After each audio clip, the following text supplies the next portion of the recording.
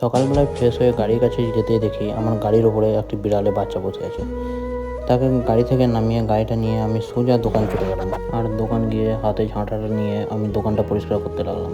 আর দোকানে এত ধুলো ঢুকেছে যে দেখে মনে হচ্ছে রাস্তায় যত ধুলো সব আমার দোকানে এসে ঢুকেছে।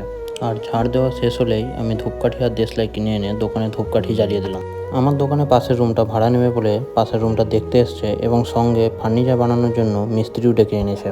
আর এদিকে দেখি আমার দোকানে ইলেকট্রিক বিল চলে এসছে। আর আপনারা ইলেকট্রিক বিলটা দেখেন, আপনাদেরও হাসি পাবে। ইলেকট্রিক বিল এসছে 0। অনেকক্ষণ বসে থাকার পর কী করবো ভেবে পাচ্ছিলাম না, তাই দেখি আমার দোকানের সামনে অনেক ঘাস হয়েছে, তাই আমি ঘাসগুলোকে ছিঁড়তে লাগলাম। ঘাসগুলো ছিঁড়ে আমি সিঁড়ির সামনেটা প্রায় পরিষ্কার করে দিয়েছিলাম। আগে দেখলেন কীরকম ছিল আর এখন দেখুন কীরকম আছে।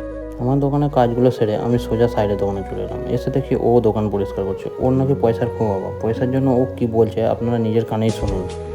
পয়সার সাথে দেও হয় কিছু খেয়ে নি বল আল্লাহকে নামটা কুछ দে দে বাবা, এইরকম করে কিছু বল একটা। সাইলের কাছে অনেকক্ষণ টাইম কাটানোর পর আমি সোজা বাড়ি চলে এলাম। আর আজকের ভিডিওটা এই পর্যন্ত। আবার দেখা হবে পরের ভিডিওতে। Tata, bye bye.